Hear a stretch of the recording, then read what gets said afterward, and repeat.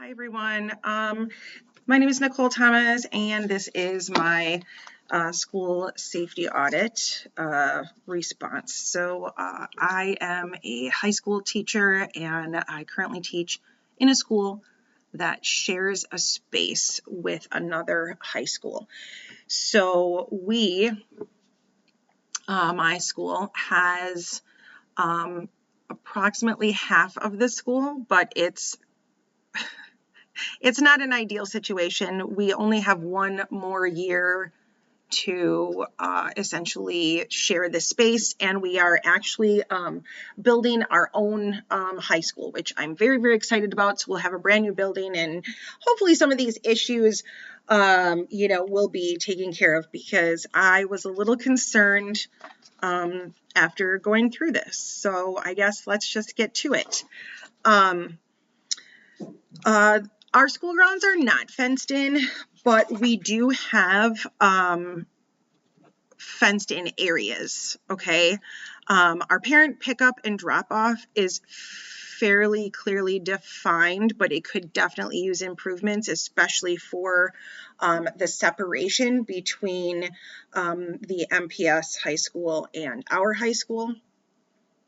I will say that we are really lucky in the sense that we have a police station literally like on the same block. Okay, so it's just our school and then some community space and then a police station. So that's actually, comforting-ish. But yeah, so as far as like free of garbage and debris and all of the things, I work right in Milwaukee, in the city of Milwaukee. So sometimes when we get back from the weekend, there is debris and graffiti and stuff on a Monday morning. I've come in several times, and there has been some pleasant graffiti on some of our buildings, and we just, whether it's our engineers or whether it's the Pulaski High School engineers, they will go ahead and clean it off the best that they can. We have had to have people come out and paint, but we do try to take care of the exterior of the building really well. We'll get to the interior spots in a little bit. Okay, so, as far as like parking area and such, we do have two separate parking areas.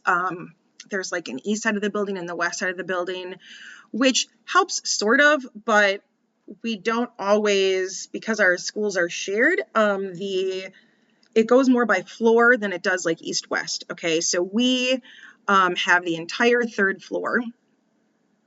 They have the entire first floor.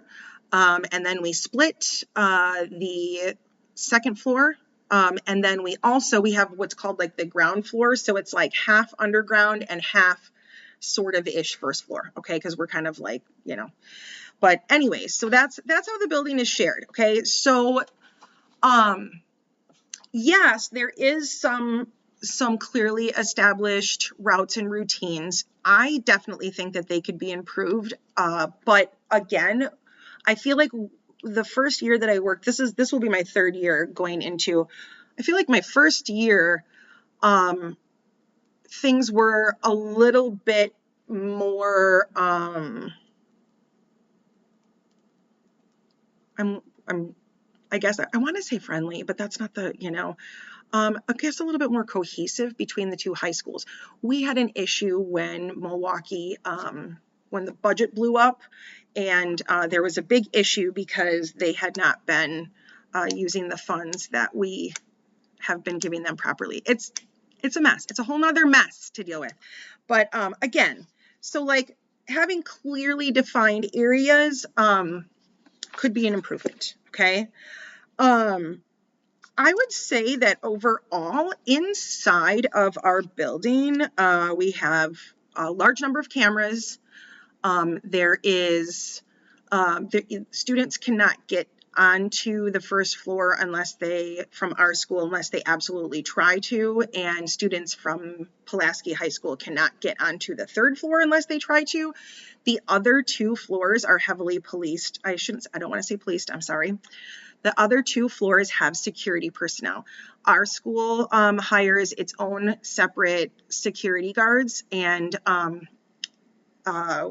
Milwaukee Public Schools currently do not have a good relationship with the police and do not have police presence in the buildings right now. But the Pulaski High School also has a security company that is working with their school. I'm not impressed at all with their security guards. We have had 2 major incidences within the past couple of years that I've been there, where their security guards will inappropriately address some of our girl students, and it's been a thing. Okay, so far we're sort of okay and sort of not okay. A lot of room for improvement, right? Let me continue. Okay, so when we get back to the interior, I think a lot of these things are because we do share a school, and Pulaski High School is enormous. It was built a very long time ago. I'll be honest, I don't even know, maybe in the 30s. But I know that when students walk in through the Pulaski High School doors, they have to walk through metal detectors. Our students do not have to do that. We have different protocol and procedures. I do think that our procedures for students entering and leaving the building are safe. But as we move on, I'm going to say that we could, in the areas of improvement, have our entry points monitored a little bit better. I truly feel that our school is not doing everything that we can to be safe around ID, badges, and cards for visitors.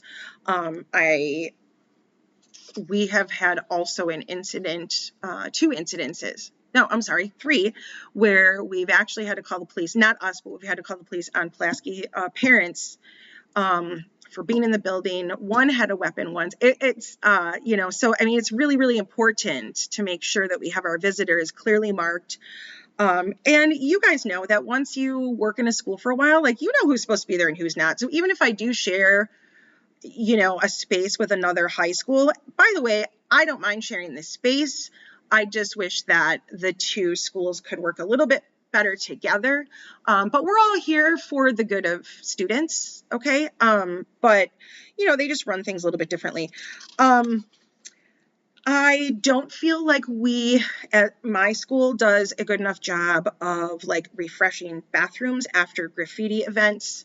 I feel like we could maybe get some smoke detectors in the bathrooms. That would be fantastic, because safety isn't just about, should be about preventing students from doing what they're doing in the bathrooms that it's inappropriate, but that's not technically on here, okay? I personally feel that it is way too easy for our students to be able to call themselves out. I know they're high schoolers, but I would like to see an improvement for if a student has to be picked up early. Right now, we do give a lot of benefit of the doubts. We will call home. If a student goes up to the office, our office staff is phenomenal. They will go through all of the things that they need to go through.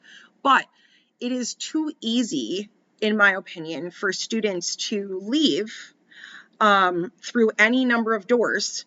We don't know if they've left. They could tell their advisor, they could tell their teacher that they're leaving. We tell them not to. You have to go through the proper channels. You have to go through the office. But it is just too easy for them to do that. And then I don't think that there's enough follow-up consequences for those things. So, that definitely needs to be improved upon. Okay. Let's see. As far as you can see when you're inside of the school, which school is which. And I do feel that we do a good job of identification of those areas.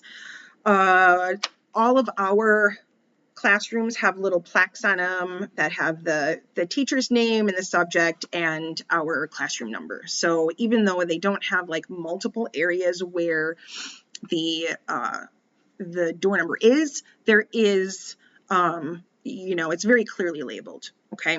So once a parent from the other school happens to accidentally wander over by us, it's pretty easy to kind of point out that they're in the wrong place. We do not, in my opinion, have a good, hold on. I'm sorry, I'm getting ahead of myself. I happened to do like the cardinal error where I looked at how much time I was taking. I apologize, people. Okay, so as far as like our intervention and prevention plans where it's like, student-centered, as far as like students have access to conflict resolution programs.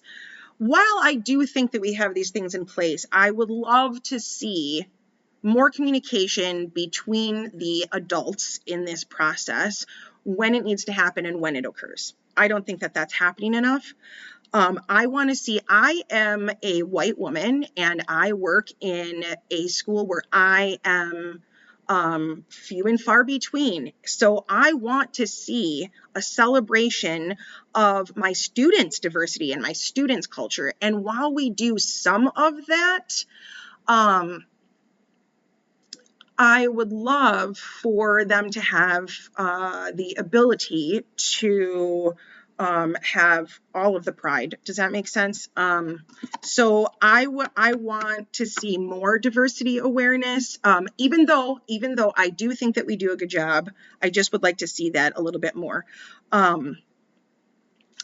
As far as anger management goes, and like, so I guess all of like the social emotional, that section, I think that we are emerging. Okay. I would like to see people give teachers some time to really dive into a program that we have for kids, and be able to play with that program so that way they can implement it in their classrooms a little bit better. So it goes back to just giving those teachers more time, giving those teachers time for the things that we really think are the most important things to do, right? When an incident occurs at our school, we don't always call the police. So if we find drugs on a kid, we don't always call the police. We use judgment, and I don't think that that's fair. I think that if we are going to talk about things like marijuana, for example, I think that there's either, I feel like these are children, you have to be very black and white. If you want to try to maintain not calling the police every time, then I believe that we should have like a blanket level amount or something that we find. But then again, I feel like we are also then just playing into the hands of this self-governing thing, which may not be appropriate either. This is a very gray area that I'm still learning how to feel about it. But I don't like that if student A is found in possession of something and student B is found in possession of something and they might have the same exact thing. I don't like that it is not handled in the exact same way. That leads to a loss of trust with students, parents, and staff. So it's just, you have to be consistent. Consistency. I feel like consistency is the blanket of safety. Let's see. As far as other things go, my school is still pretty new, but that is not an excuse for me as an educator to not know what am I supposed to do if there is, a natural disaster other than a fire or a tornado, right? We don't have like an evacuation plan, so to speak. We had a code red, and it was a real code red with an active shooter recently, actually this past school year. I think it was in October, and there was not a clearly defined plan for that. And I threw an absolute fit after being in regular public schools for so long. And they actually responded to that very well. They brought in a security company. So we're working with them. So it's like it's headed in the right direction, but there's a lot of things on this list that I think really need to be addressed. And I did not have time to talk to my principal about this yet, but I very much plan to.